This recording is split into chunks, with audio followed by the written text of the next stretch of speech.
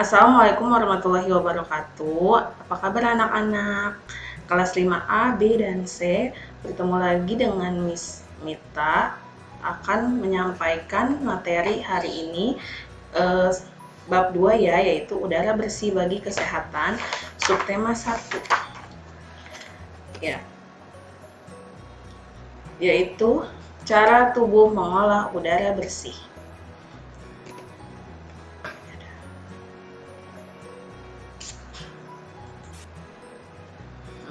Pembelajaran pertama yaitu adalah IPA. Kamu telah mempelajari ya kemarin bahwa salah satu ciri makhluk hidup adalah bergerak.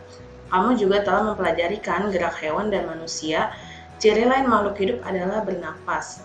Sama seperti organ gerak hewan yang berbeda, cara pernapasan hewan itu juga berbeda-beda ya. Jadi sistem pernapasan pada hewan itu akan berbeda sesuai jenisnya. Misalnya, pernapasan pada cacing itu akan berbeda dengan serangga dan juga berbeda dengan amfibi, reptil, dan mamalia.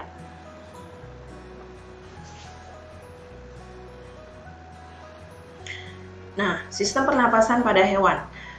1. Pernapasan. Pernapasan adalah proses yang melibatkan pertukaran oksigen dan karbon dioksida di antara berbagai sel suatu organisme atau lingkungan luar. Lalu, yang kedua, alat pernapasan adalah alat atau bagian tubuh tempat oksigen atau O2 dapat berdifusi masuk dan karbon dioksida atau CO2 dapat berdifusi keluar. 3. Alat pernapasan hewan berbeda sesuai tempat hidupnya, yaitu berupa paru-paru, insang, kulit, trakea, paru-paru buku, dan ada juga beberapa organisme yang belum punya alat pernapasan khusus, sehingga oksigennya itu berdifusi langsung dari lingkungan ke dalam tubuhnya.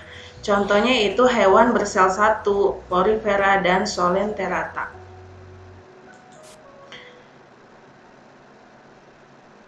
Nah, nanti kita di sini akan melihat sistem pernapasan pada hewan ya.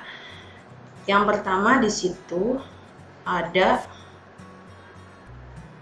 pernapasan pada cacing. Ya, di situ cacing itu bernapas melalui kulit. Di situ ada tempat masuknya dan keluarnya, kalian bisa lihat, dan di bawahnya ada aliran darahnya. Jadi cacing itu tidak mempunyai alat pernapasan khusus ya. Jadi kulit cacing itu banyak mengandung lendir, sehingga tubuhnya itu lembab dan basah. Nah, jadi oksigennya itu masuk melalui permukaan tubuhnya, dan juga karbon dioksida sama, dia akan dikeluarkan melalui permukaan tubuhnya. Lalu ada sistem pernapasan pada serangga atau insekta. Di situ ada kantong udara, spiracle, aorta, jantung, dan trakea. Nah, kalau serangga itu bernapasnya dengan trakea ya. Jadi trakea itu adalah pembuluh halus yang terdapat di seluruh tubuh serangga. Gerakan otot yang teratur itu membuat udara akan keluar masuk dalam tubuh.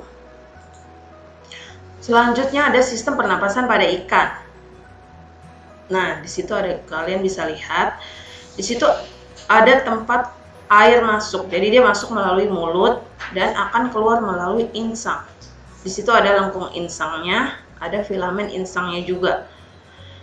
Dan di situ ada tempat air keluar masuk. Di situ juga ada darah yang miskin oksigen dan ada juga darah yang kaya oksigen. Jadi insang itu berbentuk seperti lembaran-lembaran yang berwarna merah muda dan itu selalu lembab. Jadi fungsinya itu untuk mengeluarkan garam dan menyaring makanan. Dan di sini nanti ada aliran airnya, dia akan masuk keluar melalui sini lamela ya. Lalu ada juga sistem pernapasan pada katak. Di situ ada karbon dioksida, oksigen, paru-paru, hidung, mulut. Jadi kalau misalnya amfibi itu saat berbentuk berudu dia akan menggunakan insangnya untuk bernapas. Ketika dia dewasa dia baru menggunakan paru-paru dan kulit untuk bernapas ya. Ya, selanjutnya adalah sistem pernapasan pada ular atau reptilia. Nah, di situ dia ada hidung, trakea, esofagus, paru-paru, hati, lambung, usus, pankreas, dan kloaka. Nah, ular atau reptilia itu secara umum dia akan bernapas dengan paru-paru ya. Namun ada juga beberapa yang menggunakan lapisan kulit di sekitar kloaka sini. Nah, jadi maksudnya udara keluar masuk ke dalam paru-paru itu karena adanya gerakan dari tulang rusuk.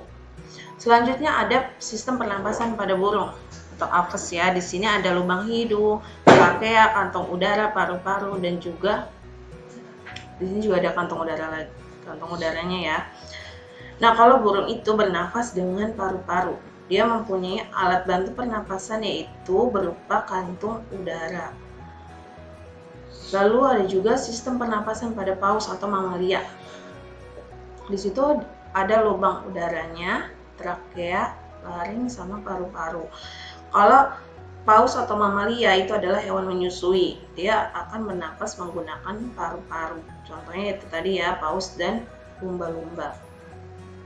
Sekarang kita masuk ke pelajaran bahasa Indonesia, yaitu kata tanya. Apa arti dari kata tanya? Mungkin kamu juga pernah bertanya atau menanyakan sesuatu hal kepada orang lain ya.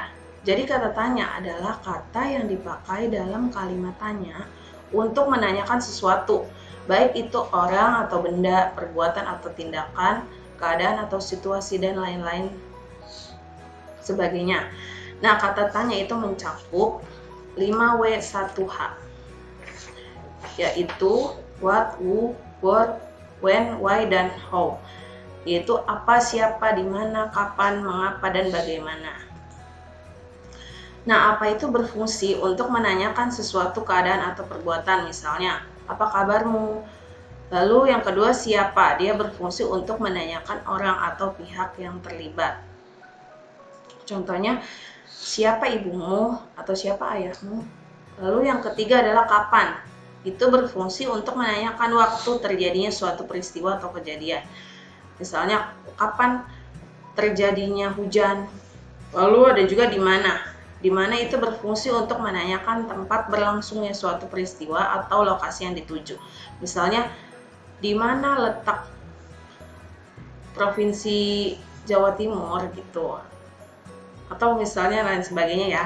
Lalu ada mengapa, jadi berfungsi untuk menanyakan sebab atau alasan suatu peristiwa. Misalnya mengapa terjadi banjir. Terus bagaimana, itu berfungsi untuk menanyakan keadaan atau kejelasan suatu hal. Misalnya bagaimana proses pembuatan gerabah dan lain-lain. Terus selanjutnya kita akan masuk lagi ke pembelajaran IPA, ke pembelajaran kedua ya. Nah, sebelumnya kan kamu sudah mempelajari tentang pernapasan pada hewan. Nah, gimana kalau misalnya sistem pernapasan pada manusia? Nah, di situ ada gambarnya.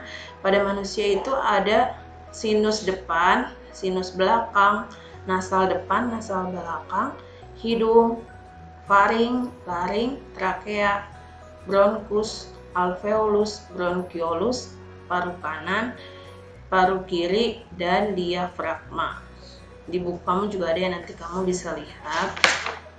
Lalu fungsinya apa? Satu, ada hidung. Ya, hidung itu adalah alat indera penciuman yang berfungsi untuk menghirup udara dan sebagai indera penciuman. Selanjutnya ada laring. Jadi laring adalah daerah pangkal batang tenggorokan. Lalu ada juga bronkus, yaitu adalah cabang batang tenggorokan. Lalu ada faring atau tekak, itu adalah pertemuan antara saluran makanan dan saluran pernapasan. Lalu ada trakea, yaitu batang tenggorokan. Trakea atau batang tenggorokan adalah saluran respirasi yang berbentuk pipa yang terdiri dari gelang-gelang tulang rawan dengan panjang sekitar 10 cm.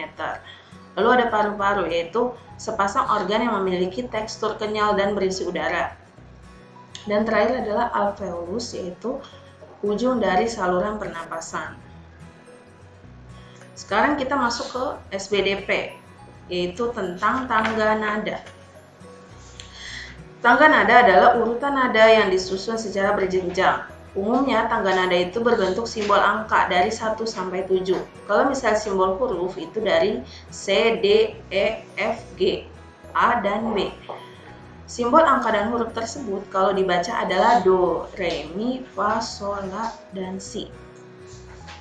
Tangga nada dibagi menjadi dua ya. Yang pertama ada tangga nada diatonis, itu dibagi lagi menjadi dua, yaitu tangga nada diatonis mayor dan tangga nada diatonis minor. Lalu ada juga tangga nada pentatonis. Di sini kita akan lihat pengertiannya. Tangga nada diatonis adalah tangga nada yang mempunyai dua jarak tangga nada, yaitu 1 dan setengah. Nah, tadi kan dibagi dua lagi, yaitu tangga nada diatonis mayor, yaitu adalah tangga nada diatonis yang memiliki susunan nada berjarak 1, 1 setengah, 1, 1, 1 setengah.